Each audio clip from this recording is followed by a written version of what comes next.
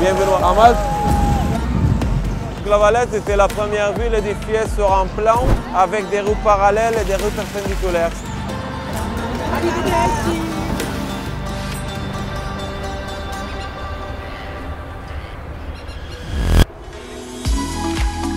C'est hyper important en fait que les professionnels de vente viennent découvrir les hôtels sur place pour ensuite pouvoir faire le relais auprès des clients. Chez Caravelle Fram, on a un panel assez exhaustif de clients. On a du 3, du 4, du 5 étoiles, mais aussi des gens qui recherchent plutôt la culture, d'autres qui vont rechercher du farniente et du balnéaire.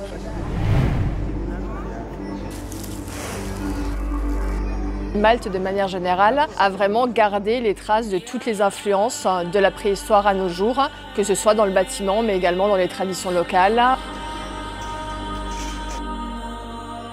Magnifique ville. Ce qui m'a plu, c'est la visite des jardins de l'Upper Baraka, qui domine vraiment tout le port de la Valette. J'ai adoré, c'est magnifique. L'une des visites incontournables qu'on ne pouvait pas rater, c'est évidemment la visite de la cocathédrale Saint-Jean à la Valette. La surprise se révèle dès qu'on pénètre à l'intérieur de l'édifice. J'ai été impressionnée par l'intérieur de la cocathédrale qui regorge de richesses incroyables. Beaucoup d'or, beaucoup de sculptures et de tableaux impressionnants. L'histoire est imprégnée partout, dans la roche ocre des anciens bâtiments historiques, dans les balcons colorés, dans les cabines téléphoniques rouges. Alors, ce que j'ai retenu, c'est vraiment le bateau. Typique, la traversée. C'était vraiment incroyable. Un peu d'appréhension au début, mais franchement, c'est hyper authentique. Et la couleur des pierres avec l'eau, exceptionnelle. C'est vraiment chouette. On a passé un super moment, donc je conseille. À l'occasion de l'ouverture du club Jumbo, on a invité notre force de vente pour faire découvrir le nouveau club, pour proposer une expérience balnéaire, mais aussi une découverte de l'île. Petit village qui me veut dans un petit village de pêcheurs, bonne ambiance, franchement non, top.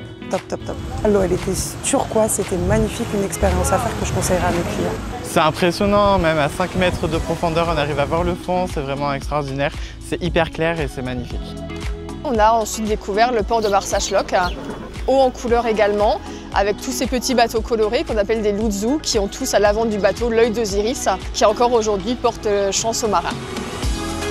Pour finir la journée, on a décidé de venir jusqu'à Mdina, qui est l'ancienne capitale de Malte. Puis à l'intérieur de cette cité fortifiée, on va retrouver des portes colorées, des balcons fleuris, des petites ruelles.